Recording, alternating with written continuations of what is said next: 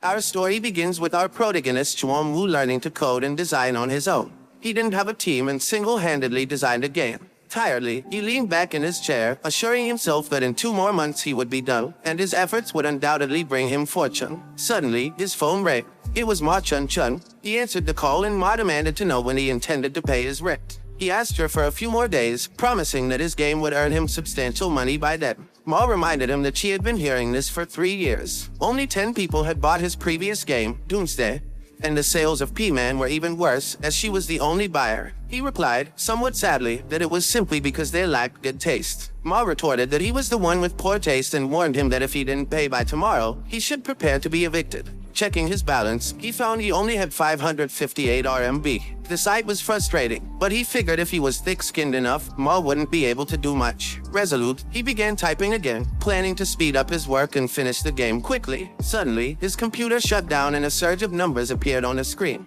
Messages about designing the monster's image, finalizing plots, adding more codes, and fixing bugs popped up, surprising him. Confused by what was happening and why his design seemed alive, he received a warning that the system was overloaded. Then, his computer case crashed down, smoke billowing out. He thought with despair that his life was over, but he noticed a strange light still glowing on his computer screen. The screen displayed an interface announcing the release of a new fantasy world. Releasing platform is on Earth. The progress bar started at 15%, jumped to 30%, and soon it reached 100%.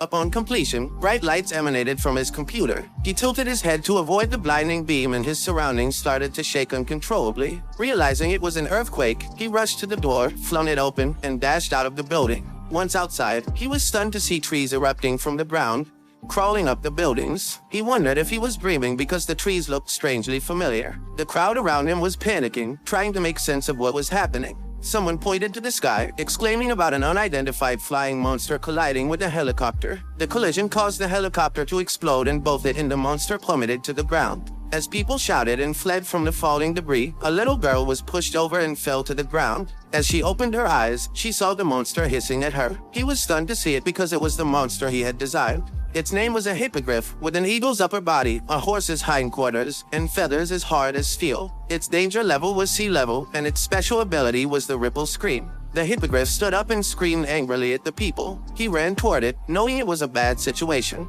The hippogriff opened its mouth while looking at a little girl. She closed her eyes in fear. Fortunately, our protagonist grabbed her in time and dragged her away while the hippogriff started to use its ripple scream. He covered the little girl's ears, knowing that he needed to, but he felt pain when he heard the scream. Suddenly, the ground shook uncontrollably. The hippogriff stopped when it heard something running towards it. When the hippogriff looked back, it saw red shining eyes coming at it. It was another furious monster. Then, it stabbed the hippogriff before it could even react. He saw this and realized that it was the monster named Unicorn Wolf. It was the overlord of the prairie, its horn sharp and strong. Also, its danger level was B level, and its ability was Lightning Strike. He slowly closed his eyes, guessing that he wouldn't have to pay the rent anymore, then collapsed. Later, he opened his eyes when he heard a beeping sound and was surprised to see that he was in a hospital. He sat up and saw the little girl he had saved. He wondered if all those things he had just seen were real. He grabbed the remote near his bed and turned on the TV in front of him. Lai Xiaoming, the reporter, announced that currently, the height of the trees was over 5,000 meters and that they were just at the tree's waist when something flew towards them.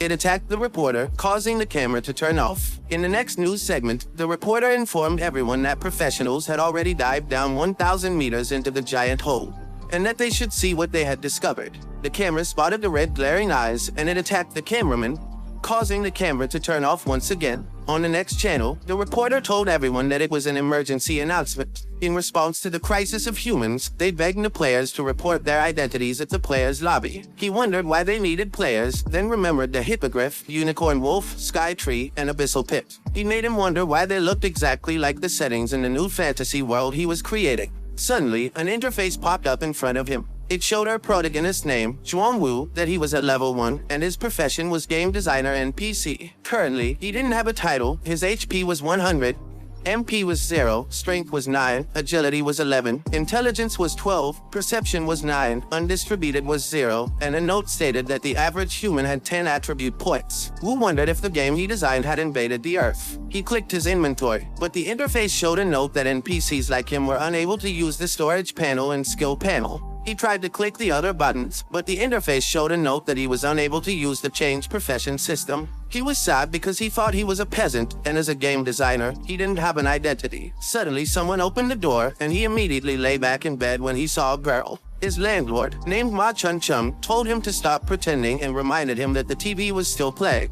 He awkwardly asked Ma why she was there, but Ma asked him back if he thought she wanted to come and explained that the hospital had informed her to come. Wu told Ma that he knew she treated him the best, but Ma told him that it was just because if he died, no one would pay her rent. The little girl woke up and looked at him, trying to recognize him. Then, the little girl hugged him happily, calling him dad and told him that he was finally awake. Ma angrily asked him if he already had a child, but he shouted at Ma to let him explain. Later, after explaining everything, Ma understood and told him that the little girl might have lost her memory, so she would help the little girl register her lost child status. Before the little girl's parents could pick her up, he would have to take care of her. He seized the opportunity and asked Ma if she could lower the rental fee. Ma replied, sure, and angrily grabbed the receipt. She then told him to pay her the medical fee first, which totaled 8,000 RMB. This left him stunned and shocked because of the price. After the disaster occurred, humans resorted to using nuclear bombs against the Sky Tree and the Abyssal Pit. However, they failed to triumph. Instead, they lost control of the sky and relinquished half of their territory. Now, the fate of mankind rests in the hands of the players. Half a year later, in Zhuangwu's house, Wu observed a little girl trying to lift a shield, offering it to him joyfully while calling him dad. He patted Meng Meng's hair, reassuring her that she was a good girl. Meng Meng was a temporary name that Wu had given her.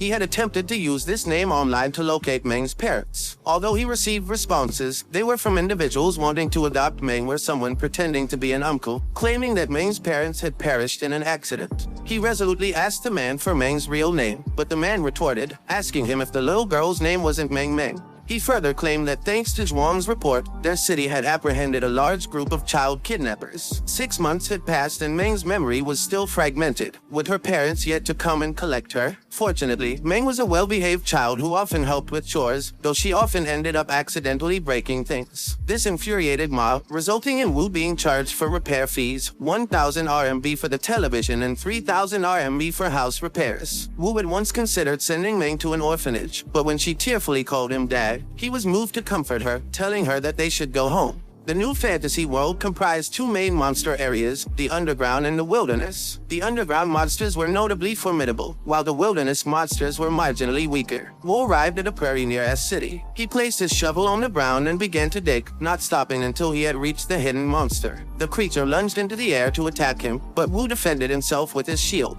He then gripped his shovel tightly and struck the monster, breaking the creature's horn in the process. A notification popped up, announcing that he had killed a jackalope. However, as an NPC, he was unable to gain experience points. After completing the jackalope hunt mission, a notification appeared indicating he had slain over 10,000 horned jackalopes, earning him the title Bunny Slayer. Exhausted, he lay on the ground, relieved that his task was finally over. Being a game designer, Wu not only created plots for players, but also devised many for NPCs. Originally, the Bunny Slayer title was specifically intended for an NPC. According to the plot, an ordinary NPC, after slaying more than 10,000 jackalopes, would trigger a hidden plot and emerge as the hero of the new fantasy world. Alongside the players, they would embark on a crusade to slay the Demon King. Half a year ago, after Zhuangwu discovered the NPC on the prairie, he endeavored to hinder him from hunting jackalopes. Regardless, the NPC continued to slaughter the creatures. Wu mocked the NPC, warning him not to blame him for the consequences of his own actions. Wu dug traps in the prairie to ensnare the NPC, used jackalopes as bait to tire him, and even lured a fang boar to the prairie. The creature attacked the NPC and flung him away. As a result, the NPC ceased to appear on the prairie. Consequently, the world's hero was on the brink of replacement. Later, in the S-City players' lobby, many players of varying levels gathered. Wu barged in, holding a dead bunny, which stunned the crowd. As he walked through the lobby, the people discussed his title, Jackalope Slayer, and criticized his cowardice for merely hunting the lowest-level monsters instead of venturing into the underground dungeons. Wu was irked, not being a player but a game designer. He stopped at Lao Zhang's Spicy Rabbit Head shop. Lao Zhang, the owner, was known for his special dish, Spicy Rabbit Head. This item, once consumed, would increase a player's movement speed by 5% for 5 minutes. He informed Lao that he had acquired the jackalope he sought. However, Lao, whose business had been struggling lately, offered him some rabbit heads instead. Wu accepted the plate of rabbit heads with gratitude, oblivious to a girl observing him. The NPC, like Kyuya, revealed herself and he was surprised to see her. He was elated that a key character had finally appeared. Being the game's designer, he was aware that Lai Q was not an ordinary NPC but one of the few gods in the game. According to the plot, after killing 10,000 jackalopes, Kyuya should consider him as determined and strong-willed, thereby blessing him to become a hero. He addressed Kyuya as a goddess and implored her to bestow her blessing quickly. However, she questioned why he had killed the rabbits, which she found adorable, leaving him confused about the apparent plot deviation.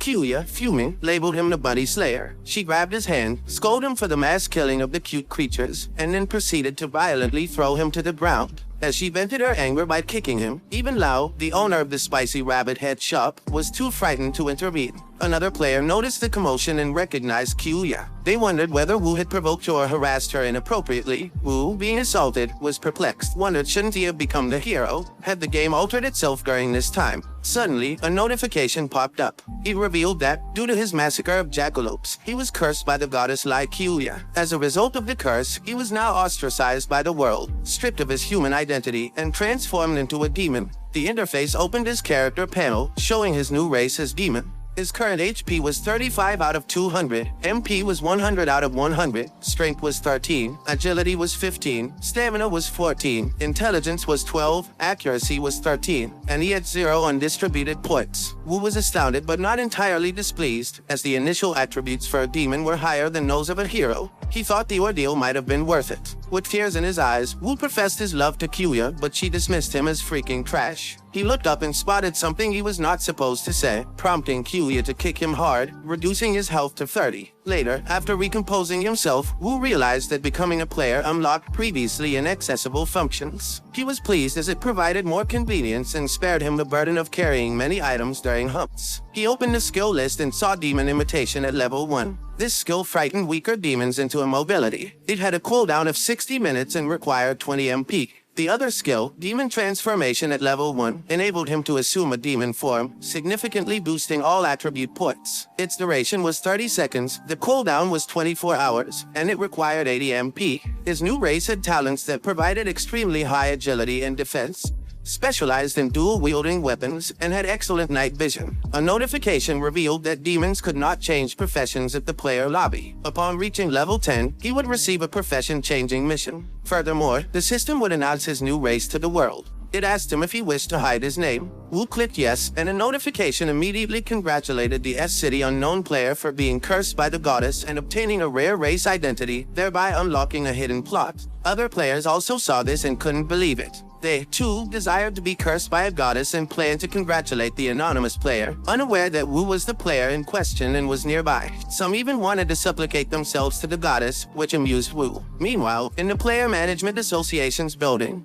the person seated in the chair, President Lei Q of the S-City Management Association, also received the notification about the new race. He asked his secretary if anything major had occurred in their city recently. The secretary responded that their city's Thunder Dragon Guild had recently cleared a B-rank underground dungeon. Lai Bingyun, the secretary, assured Lei that her reliable sources confirmed the guild hadn't interacted with any goddess, and the Cloud Sword Guild and Blue Goat Guild hadn't recently attacked any dungeons. Lei inquired about any unusual events in the player lobby, and Bingyun mentioned a player known for hunting jackalopes had angered an NPC and suffered a severe beating. When Lei asked if it involved a kid named Zhuang Wu, Bingyun was surprised, asking if Lei was also keeping an eye on Wu. Lei explained that he happened to know Wu's father, then directed Bingyun to locate Wu when she had time. As Wu was known to be scared of dungeons, Lei suggested that she recruit him into their backup team. Bingyun affirmed that she understood. Later, in the prairie, he held 2 shovels while eyeing a jackalope burrowed in the ground. Suddenly, it sprang from its hole and charged at him. As it neared, he skillfully swung his shovel down, thumping it onto the ground. A notification popped up, indicating he'd slain the jackalope, awarding him 10 experience points. Now at level 1 with 10 out of 100 experience, he felt a wave of satisfaction at finally gaining experience. In past encounters with jackalope hordes, his only choice had been to flee.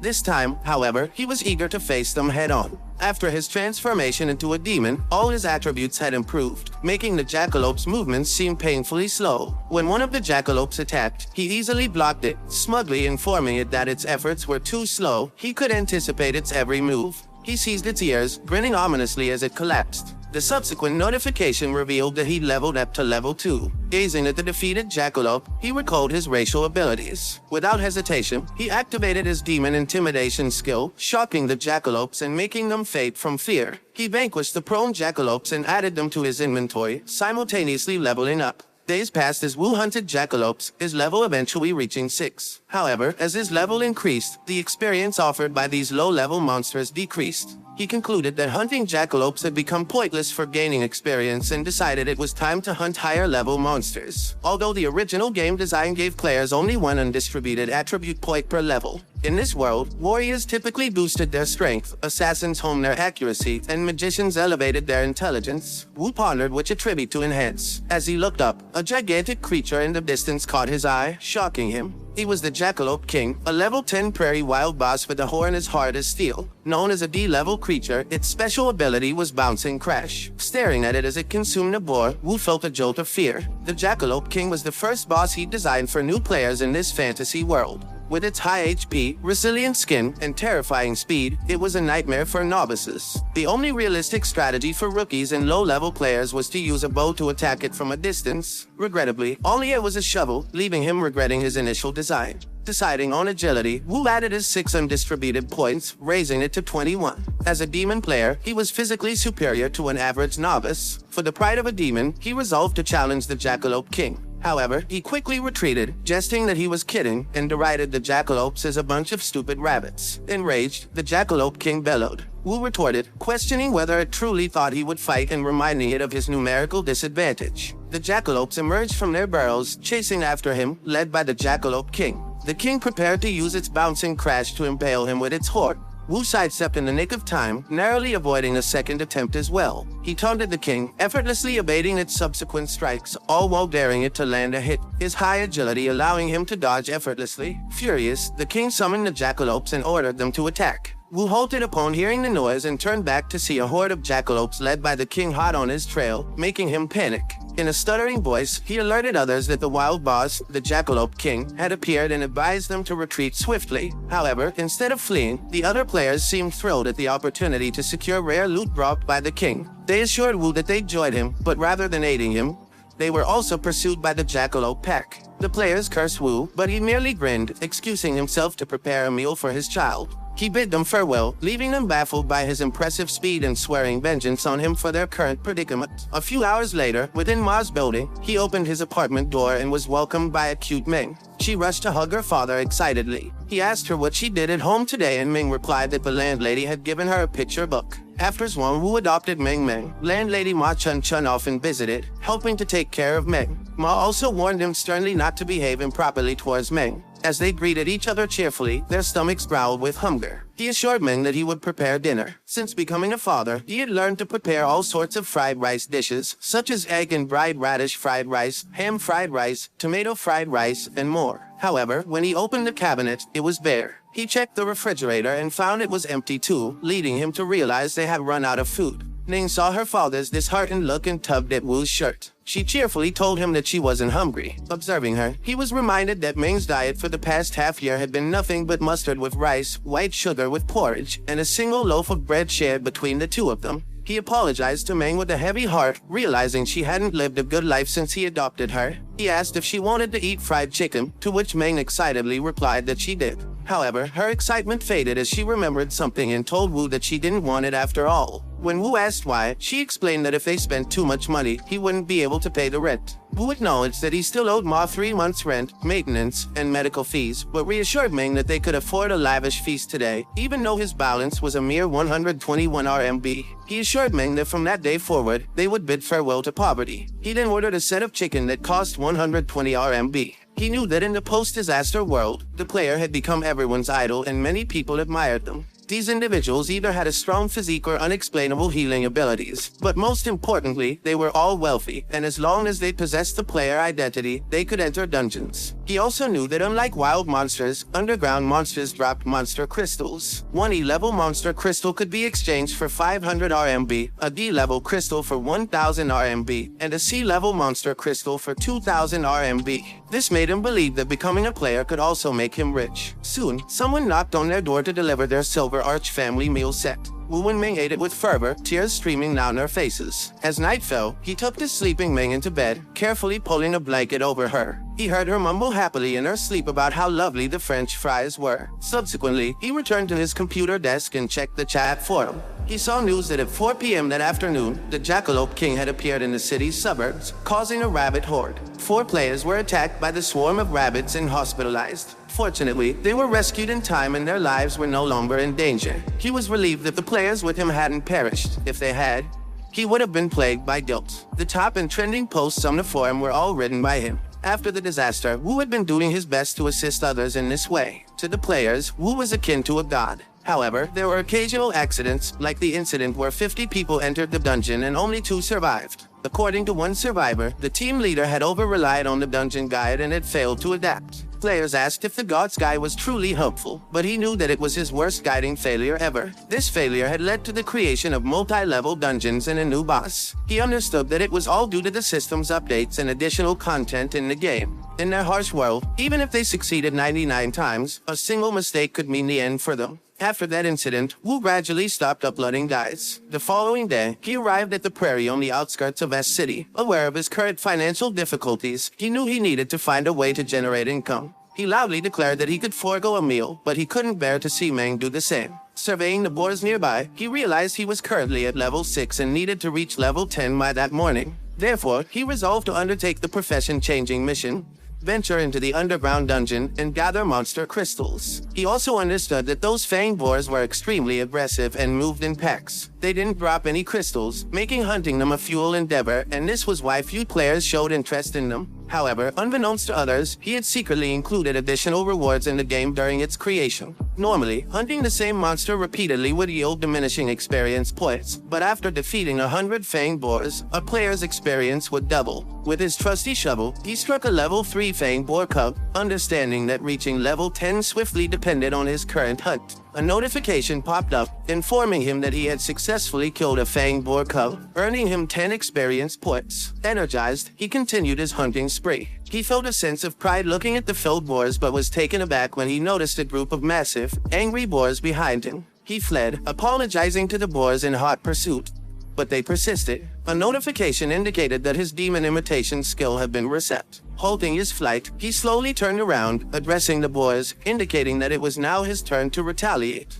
Activating his demon imitation skill, he leaped towards the boars, causing them to collapse in fear. He methodically finished them off with his shovel, earning 50 experience points for each boar, helping him reach level 10 with ease and triggering the profession-changing mission. Upon accessing the game's interface, he was relieved to see that he had finally achieved level 10. Although it had taken him half an hour longer than expected, he still had ample time. His demon race profession-changing mission was to clear the Demon Wolf dungeon located on the northern side of the Sky Tree within 60 minutes. The Demon Wolf dungeon was an E-level underground dungeon, suitable for teams of 5 players who had already changed professions and had levels ranging from 10 to 20. In this new fantasy world, there were 2 types of dungeons, underground dungeons and fixed underground dungeons. Fixed underground dungeons had set locations and physical gates. The monsters within these dungeons could not escape, and once players cleared these dungeons, they would reopen.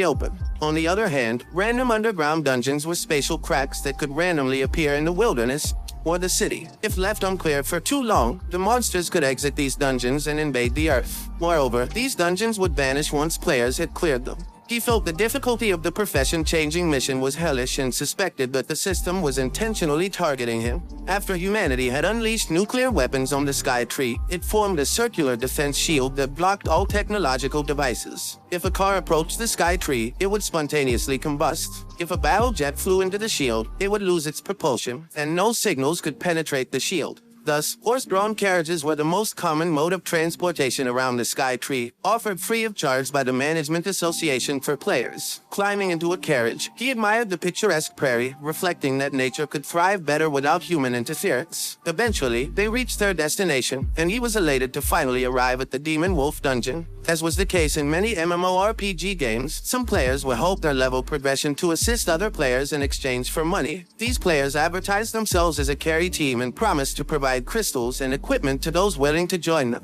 Understanding the need to clear his mission within an hour, he contemplated enlisting some players to aid him. One player informed him they had a slot available and asked if he wished to join. When he inquired about the cost, the player responded that it was 20,000 RMB per journey, with a promotional offer of 6 rides for the price of 5. The price stunned him, and he declined. He then noticed the group he had previously seen. Their levels seemed to have increased, and they were equipped with superior gear. Suddenly, Chen Xin, level 19, approached him, causing him to panic and hastily open his inventory. He knew he had to prevent them from recognizing him. Chen Xin mentioned that their team consisted of 4 players and needed 1 more. He then asked if he would like to join them. He looked up, donning a mask, which prompted Chen Xin to ask why he was wearing it. He explained that he was a miner, a profession dedicated to mining monster crystals within dungeons, and typically did not engage in battles. Chen Xin reassured him that his profession was not an issue and he could join them. Chen Xin also mentioned that the equipment loot would be divided amongst the 4 original members, but they would distribute the crystals equally with him. Relieved they had not recognized him, he considered that their team's levels and equipment were on par with those of the carry teams. He concluded it was beneficial to ally with them and agreed to Chen Xin's proposition. Together, they opened the dungeon gate, greeted by pitch-black darkness. Since the Sky Tree inhibited all technological devices, they relied on torches for illumination instead of flashlights. Holding their torches, they ventured further into the dungeon, and he activates his demon's eyes. They noticed shining crystals embedded in the ground and the walls. Kai Xiaozhong, level 18, was eager to collect the monster crystals, but Chen Xin cautioned him against it. A wolf emerged from the dark, its red eyes glaring at them with hostility. He was a level 12 armored demon wolf. Chen Xin warned his team about the armored demon wolves and instructed them to ready themselves for battle while he drew the wolves' attention. One of the wolves lunged to attack them, but they released an arrow and struck it just as Chen Xin was closing in on it. Subsequently, Chen Xin decapitated it. Another wolf pounced on Chen Xin, but luckily Qi Zhenzai unleashed her magic in time, striking the wolf before it could attack Chen Xin. Chen Xin informed his team that both demon wolves had been dispatched and advised them to restore their energy before moving forward.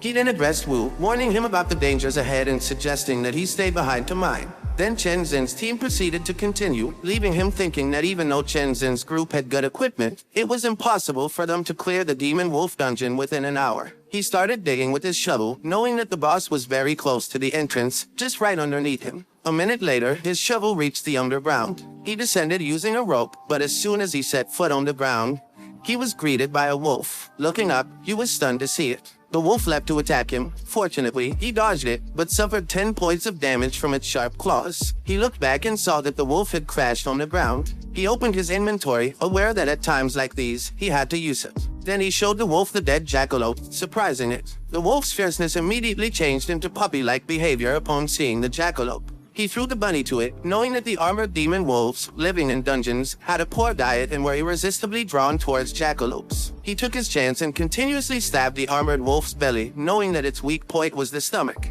Then a notification popped up, informing him that he had killed an armored demon wolf and obtained 100 experience points. He was glad that he gained a lot of experience and could also get a crystal, so he decided he should level up there. Suddenly, he heard something approaching from behind him. Turning around, he saw a swarm of wolves heading towards him. As they were about to attack him, he immediately jumped to the rope, shouting that he forgot the jackalope's smell would attract demon wolves. He ascended the rope swiftly, bidding farewell to the wolves. Once he reached the top, he told the wolves they couldn't follow him up there, but the wolves ran away, making him wonder why they left. He peeked at where the wolves had run and saw that they were surrounding Chen Xin's group. He felt genuinely sorry for the 4 of them, but he figured since they could survive the Jackalope King's attack, demon wolves shouldn't pose much of a problem. Xiaozhong aimed his arrow and released it, stabbing a wolf in the eye. He then asked Chen Xin what was wrong with the underground dungeon and why there were so many armored demon wolves. But before Chen Xin could reply, the wolf that Xiaozhong had injured pushed him to the ground and bit his arm.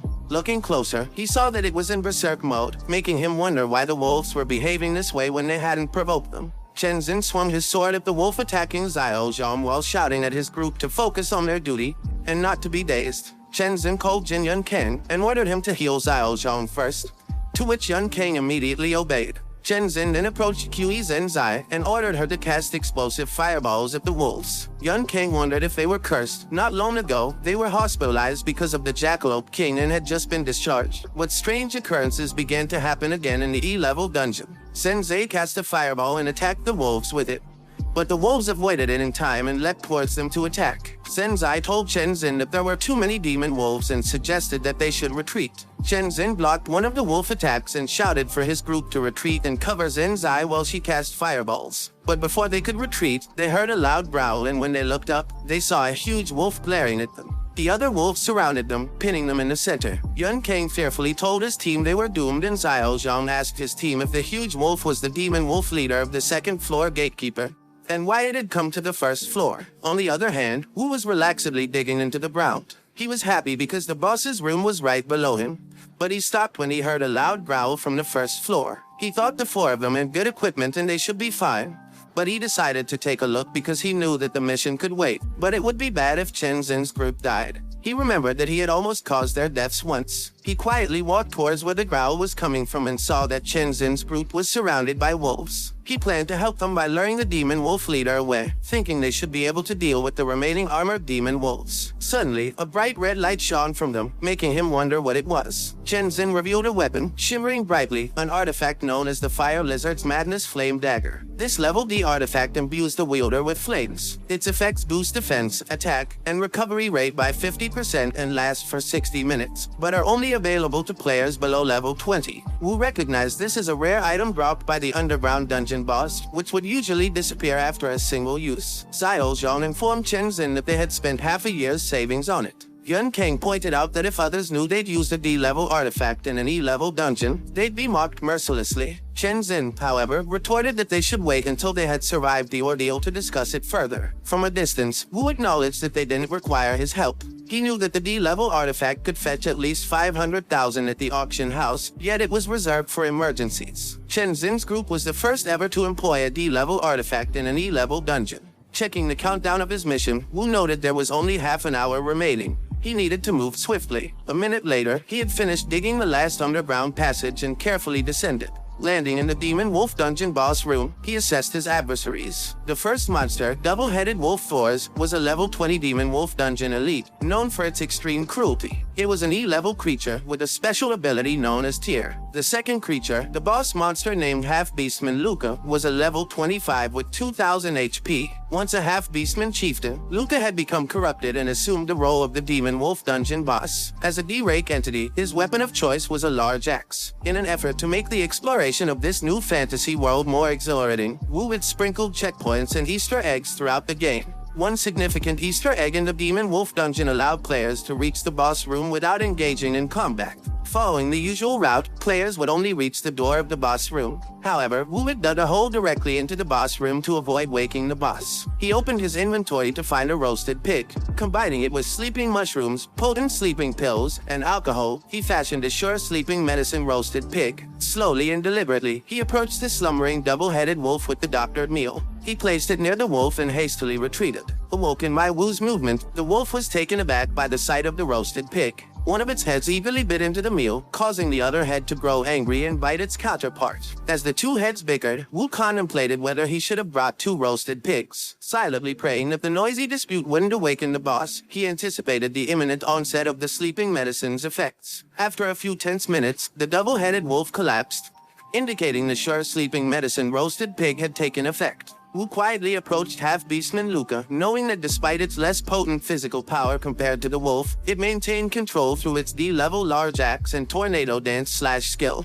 The weapon, named Half-Beastman's Large Axe, had an attack power range of 35 to 50. Its special ability was the Tornado Dance Slash, with a cooldown period of 30 minutes. This artifact, a treasured heirloom of the Beastman tribe, was meant to be owned by the Beastman chieftain. However, after becoming corrupt, Luca had stolen it and removed it from the tribe's domain. The weapon required a usage level of 25. Incredulous that he had set the requirement at level 25, Wu crept towards the axe, mumbling about wanting to punch himself. However, he froze as the boss started awake. Swiftly, he stashed the axe in his inventory. The boss prepares its fists, aiming for Wu, who managed to dodge. Still, the debris from the impact damaged him by 20 HP. Wary of the potent attack, Wu realized that a direct hit could have cost him half his HP. As the boss lunged again, Wu dodged and then sprinted away, pleading for a break to apply his buffs. He opened his inventory, consumed Lao Zhang's spicy rabbit head to boost his speed by 5% for 5 minutes, then activated his Bunny Slayer title metal skill, increasing his berserk strength by 10% for 10 minutes. Brandishing 2 shovels, he turned to face the boss, declaring the chase over. As the angry boss approached, a notification popped up, revealing only 14 minutes remained to complete the mission. Recognizing it was time for action, Wu prepared for the offensive. They were facing each other while the double-headed wolf slept peacefully on the side.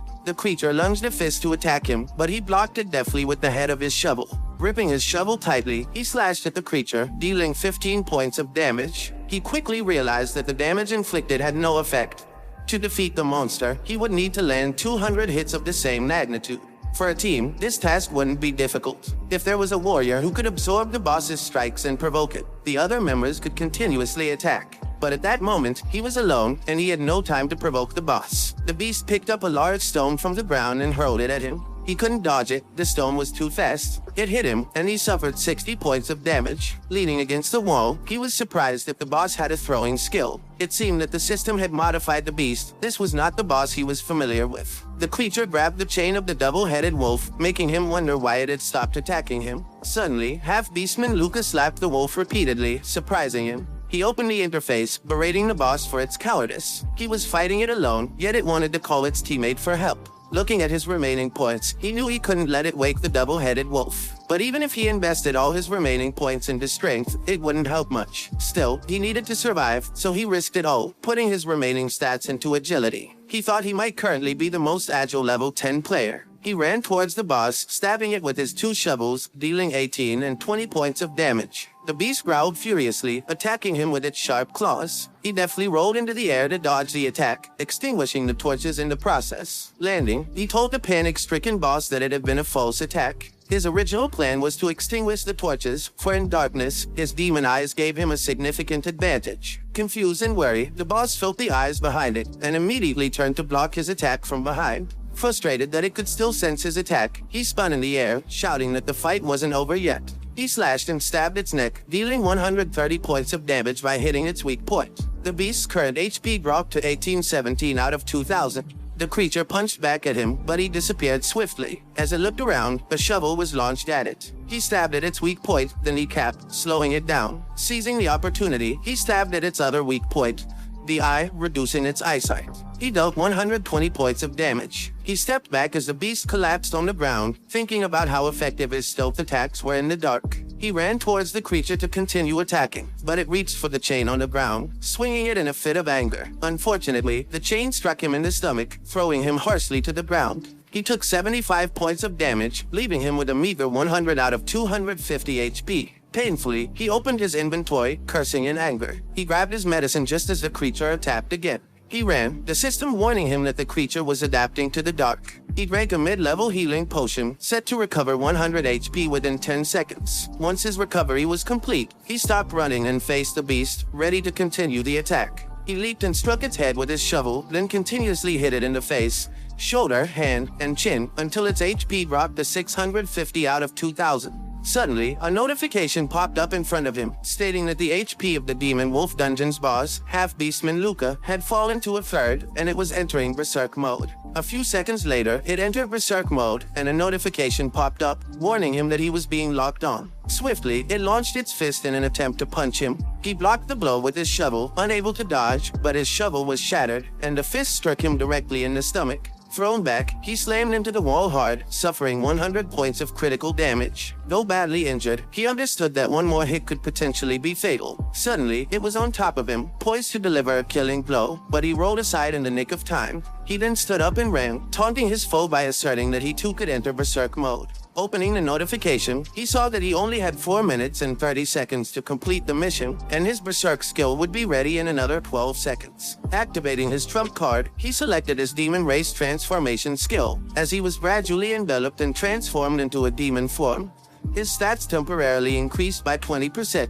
The transformation lasted only 29 seconds, but during that time, his energy overflowed, and he believed that in his demon form, he might even be able to defeat a level 30 player alone. Beastman Luca, though in a berserk state, could still feel fear. In its eyes, Wu had become monstrous, huge, and formidable. It picked up stones and hurled them continuously, but Wu merely walked calmly towards it. When a massive stone was about to hit him, he caught it with one hand and crushed it. He then asked Beastman Luca if it was prepared for the beating that was about to come. Leaping into the air, Wu closed the distance to Beastman Luca, teasingly telling it to taste his serious punch. He then punched it hard in the face and chin. Each punch inflicted damage ranging from 130 to 170. He was aware that his state granted him immense power, but the duration was extremely short, a mere 30 seconds. If he failed to defeat Boss Luca within this time, the tables could turn again, so he couldn't afford to let his foe recover. Meanwhile, on the first floor of the Demon Wolf dungeon, Chen Zin and his group lay exhausted. Xiao Zhang expressed relief at their victory, while Chen Zai warned that her magic wand was on the brink of breaking. Suddenly, a loud growl surprised them. Xiao Zhang panicked, asking about the sound and whether there could be more problems. However, Chen Zai surmised it was likely a monster fight happening below them. Chen Zin instructed his team to rest and stay alert. A minute later, they proceeded to the boss room, but a notification congratulated them for clearing the Demon Wolf dungeon and eliminating the boss, Half-Beastman Luca. A puzzled Xiao Zhang asked his team how they had cleared the dungeon so effortlessly. On the other hand, in the Demon Wolf dungeon's boss room, Wu leveled up 3 times. The notification congratulated him for completing the Demon Profession Change mission. He was exhausted but relieved it was over. He then opened his inventory to check the boss drops, noticing an item called Weird Necklace of Unknown Level, Effect, and Rarity Level, but he inferred it was of high quality. He was pleased to see many magic crystals but was surprised to find a perfect quality blue crystal. He knew the ranks of crystals were divided into 3 sections: normal, pure, and perfect. The D-rank normal blue magic crystal had dim light and poor quality, while the D-rank pure blue magic crystal was brighter and of higher quality. The D-rank perfect blue magic crystal was even brighter, similar to a precious gem. Knowing its high value, he envisioned himself and Meng enjoying a lavish meal. Meng happily told him she loved her dad the most, making him really happy. He sighed at his broken shovels, realizing he needed to find a craftsman to make him a sturdy weapon.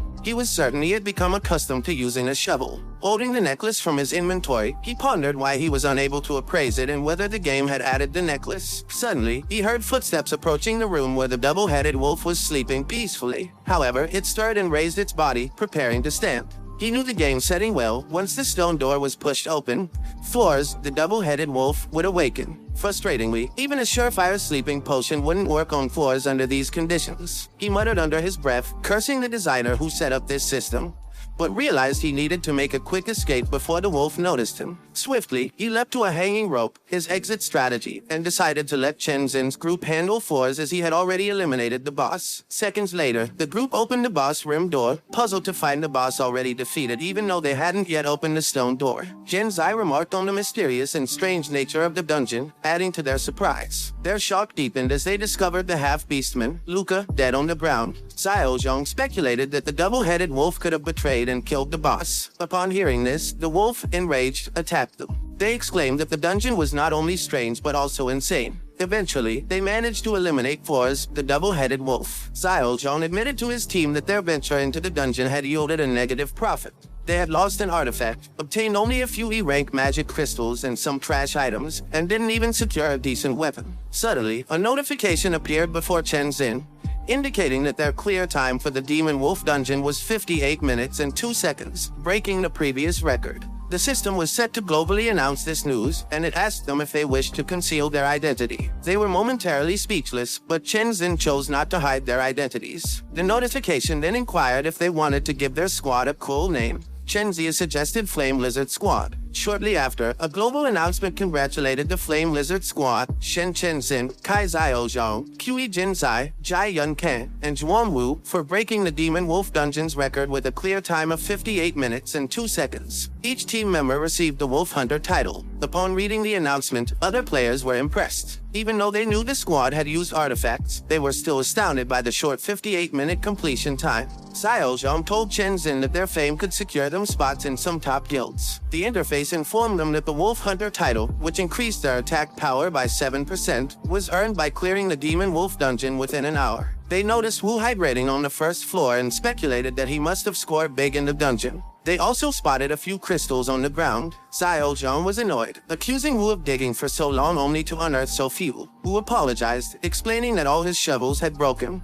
But Xiao Zhang still berated him. He complained about their rotten luck, dealing with an incompetent digger, and how the small number of magic crystals couldn't even cover the cost of the potions they used. Xiao Zhang reminded Wu that they had allowed him to get the title for free, so they claimed all the magic crystals and left him behind. However, Zhen Zai turned back, telling him to wait. She handed him a crystal as promised. He thanked her, asking her name and if she would be willing to exchange phone numbers. She introduced herself as QE Zhen Zai and gave him her number. Zhen Zai advised him to leave the dungeon quickly as it was about to close, which he agreed with. Outside the dungeon, the players were puzzled as to why the squad hadn't exited yet. When the door slowly opened, a cheer erupted from the crowd. They swarmed the squad, extending guild invitations, attempting to buy dungeon clearing secrets, and offering to purchase any valuable items they might have obtained. Preferring solitude to crowded spaces, he slipped away unnoticed, leaving Chen Zhen's group and the crowd at the dungeon gate behind. He found a quiet spot to stop, confident that he wouldn't be disturbed. He opened the game interface, aware that he had completed the profession change mission, which meant he could now change professions. He knew that demon warriors were known for their strength and defense, with bodies as hard as stone that few weapons could damage. Demon hunters, on the other hand, had extremely high agility and attack power, capable of converting all agility into attack power, terrifying their enemies. Lastly, demon warlocks were renowned for their powerful souls, expertise in various healing spells, and ability to summon death spirits and skeletons. A powerful demon warlock could single-handedly take on an entire army. Being a Libra, he often struggled with decision-making. He understood that a demon warrior was essentially a tank, a demon hunter was akin to an offensive assassin, and a demon warlock was more of a summoner. He wished he could select all three and wondered if that was possible. The notification informed him that he could only choose one profession unless he obtained a hero certificate, which would allow an additional profession. He suspected that securing a hero certificate would require the goddess's help, but he decided against seeking her out for the time being, as he feared her wrath upon seeing him. He opted for the Demon Hunter, believing it was the most suitable for him, as it allowed him to convert all his agility to attack power when necessary. A bright light enveloped him as the notification confirmed his change of profession to Demon Hunter, indicating that his attributes had been altered. His current level was 13, with 120 experience points out of 38 needed for the next level. He held the titles of Rabbit Hunter and Wolf Hunter. His health points were 300, mana points 150, and his strength and agility had increased by 28, physique by 14, wisdom by 12, sense by 13, with 3 undistributed attribute points remaining.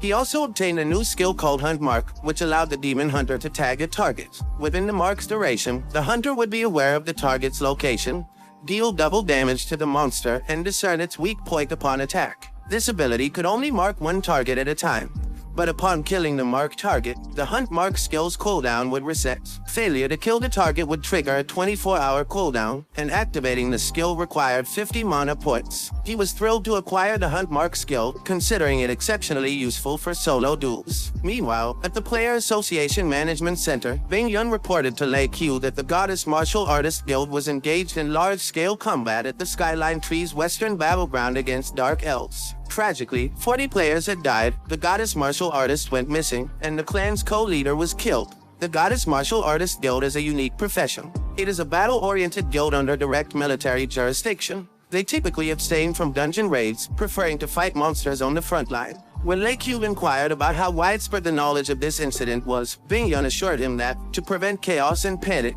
the information had been contained. Lei Qiu's concern deepened when Bing Yun informed him that the higher-ups wished for them to dispatch other player guilds to the front line to provide support. Meanwhile, on the outskirts of S-City, a man was riding in a carriage passing through the Sky Tree Shield. As they crossed the barrier, his phone began to ring incessantly. Retrieving his phone, he noticed he had regained signal and saw a series of angry messages from Ma. She criticized him for his negligence as a guardian and informed him that Meng was ill and needed to be taken to the hospital. Later, at S-City's Central Hospital, Ma was peeling an apple beside a sickly Meng, who was resting on the bed. Wu burst through the door, anxiously asking about Meng's condition. Ma, clutching the fruit knife tightly, admonished him to speak quietly, as Meng had just fallen asleep. Ma questioned his whereabouts over the past 2 days, pointing out that he hadn't noticed Meng's high fever. Wu replied that he had been busy trying to earn money. Upon being asked about his success, he excitedly told Ma that he had indeed managed to earn some.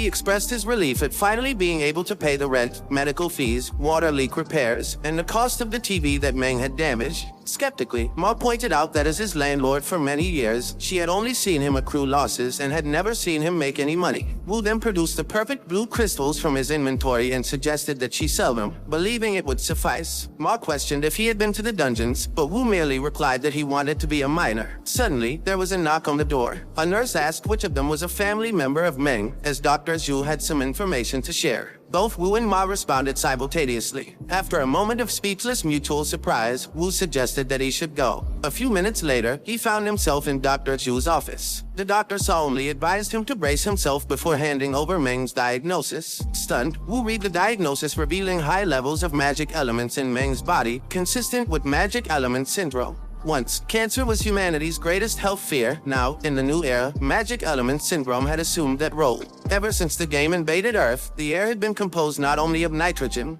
oxygen, and carbon dioxide, but also a new particle known as a magic element. Most people remain unaffected by the magic element, but some bodies absorbed it from the air, causing an accumulation of magic elements that had numerous negative effects. These included continuous high fever, excessive sleepiness, loss of appetite, and even the appearance of black dots. Doctors Yu informed Wu that current medicine couldn't cure the syndrome. Only protective treatment was possible. However, given Meng's body had 10 times more magic elements than the average patient, he feared even this may not be effective. Devastated, Wu sat on a bench clutching Meng's diagnosis. He understood that it was already a miracle that Meng was alive. However, he knew he couldn't surrender so easily. He decided to raid the burial ground, where there was a chance to find Lasso's tears, an S-rank item that could cure all illnesses. Named after the goddess of light and hope from the stories, it was rumored that her tears could cure any ailment. Such a curative item could only be found in the burial ground, a place that represented death. The dungeon had a difficulty level of C, a level restriction of 10 to 30, and only a single party capacity. He understood they couldn't form a team and would have to tackle the dungeon solo. Most players wouldn't be able to clear the dungeon, but he was confident that he wasn't a weakling who could only defeat horned rabbits any longer. He returned to Meng's room, and Ma asked him with concern about the doctor's diagnosis,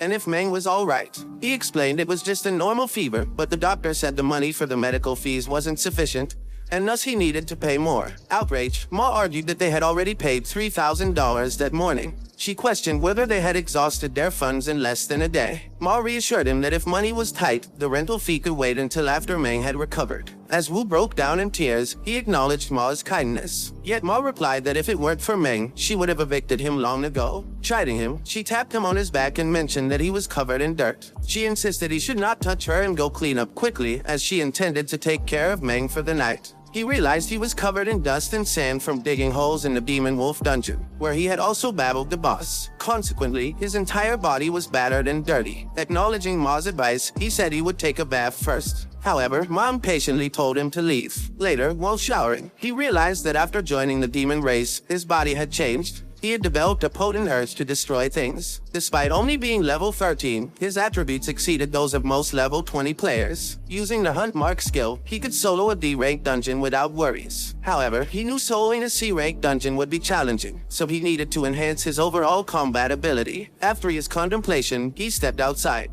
S-City's Chang'an Street was a bustling business district where players bought and sold weapons. As he strolled down the street, he heard a caged monster wailing. The seller was convincing a lady that the pet they were selling was exceptionally safe. Then he pushed a button while instructing the lady to do the same. The monster got electrocuted and collapsed in its cage, severely injured. The seller assured the lady that in addition to the electric collar, they had removed all of its fangs to prevent it from biting people. Satisfied, the lady agreed to make the purchase. He knew the earth was no longer what it used to be, yet humans remained the same. A minute later, he reached the Magic Crystal Exchange store. Looking at the exchange rate of crystals, he noticed a drop. Other players expressed frustration too, but they understood that they had no option as more and more players raided dungeons. He opened his inventory and retrieved several crystals. The employee greeted him and explained that the current price for E-rank magic crystals was $455 and D-rank was $965. He then asked if he was sure he wanted to proceed with the exchange. Pausing, he told the employee he had another magic crystal. Upon showing it, he inquired about its worth. The employee was surprised to see it and carefully examined it.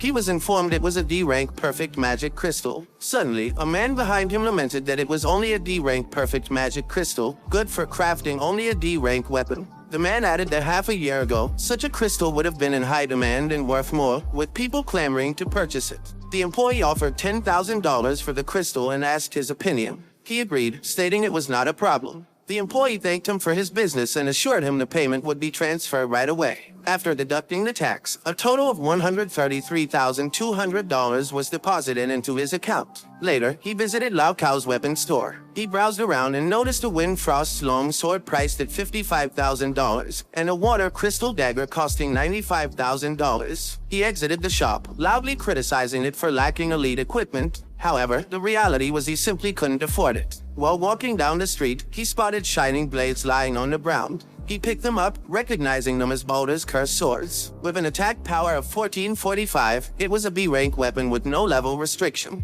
He could inflict additional damage on death spirits and could absorb death souls to enhance the weapon's attack power up to a maximum of 20 stacks. A human wielding the weapon would lose 10% HP. The sword was originally the god of light Baldur's, created from a type of parasitic trees branches found around the Divine Land. After Baldur was betrayed by the gods, his weapon became cursed. Astounded by the free effects of the sword, he asked the seller about the price. The seller quoted $15,000. He argued that the weapon was not suitable for humans and questioned if the price wasn't too high. But the seller countered, stating it was a B-rank weapon and if he didn't want it, he was free to leave. He then pulled out a large axe from his inventory and asked the seller if he would consider a trade. The seller held the large sword and noted his axe was only D-rank. However, the seller agreed to the trade, admitting he had been trying to sell the sword for several days. As he walked away, the seller laughed at his perceived victory, thinking he had made a fantastic deal. Who knew if the seller realized he wasn't human, he might have been shocked into unconsciousness. Still, the seller believed he had made a fortune and considered the axe a good trade. Later, he arrived at the hospital and found Main and Ma asleep. He gently covered Ma with a blanket and walked to the nurse's station. He requested the nurse to upgrade room 27 to a VIP sick room. Guys, that's the end of the video. If you liked this video, please leave a comment in the comment section. Also subscribe to the channel and hit the bell icon. Like the video and share it too. Thank you for watching and see you next time again.